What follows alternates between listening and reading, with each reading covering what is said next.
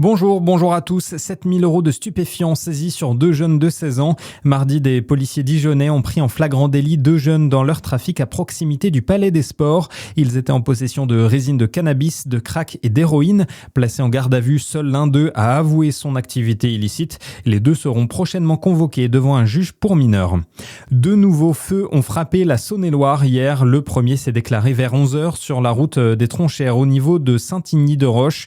Se propageant à un champ, les flammes ont brûlé 4 hectares. Une trentaine de pompiers a été mobilisée, soutenus par des agriculteurs locaux. 2 victimes ont inhalé de la fumée et une grange abritant une voiture a brûlé. Le second incendie est plus important encore. Une vingtaine d'hectares d'herbes sèches auraient brûlé sur la commune de Blanzy. Le feu a démarré vers 16h à proximité de la route des Bizeaux. Et les flammes menaçant la maison à caractère social pour enfants, des jeunes ont été évacués sur Monceau. Là aussi, une trentaine de pompiers a été dépêchée sur place, soutenus à nouveau par des agriculteurs. Des hommages unanimes après la disparition de François Patria. Le sénateur de Côte-d'Or nous quitte à 83 ans. Il était hospitalisé depuis 1 mois après un accident de vélo. Il a été l'un des premiers à soutenir Emmanuel Macron il y a 10 ans. La classe politique salue la mémoire de l'ancien ministre de l'Agriculture et ex-président de la région Bourgogne.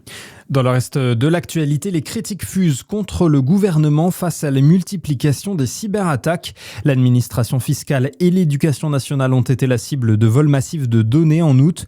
Hôpitaux, entreprises, collectivités, en 2026, plus de 43 millions de comptes ont été compromis dans le pays, selon l'entreprise de cybersécurité Surfshark, ce qui fait de la France le 2e pays le plus touché au monde derrière les États-Unis. Face à ce constat, Sébastien Lecornu veut agir et vite. Baptiste Berthelin. Oui, le Premier ministre le reconnaît lui-même. En termes de cybersécurité, peu de ministères sont au niveau requis.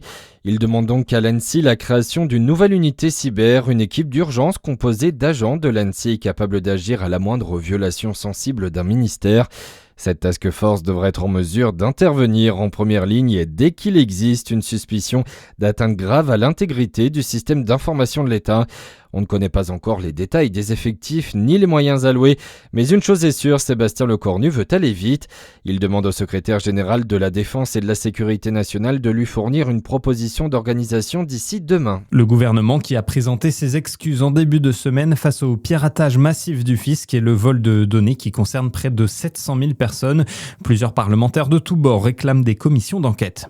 Et puis le prince Harry et son épouse Meghan vont revenir vivre au Royaume-Uni 6 ans après leur rupture fracassante avec la famille royale. Le couple annonce qu'il va quitter la Californie d'ici la fin du mois pour s'installer dans une résidence privée non royale et en dehors de Londres. À suivre, votre météo sur Fréquence Plus.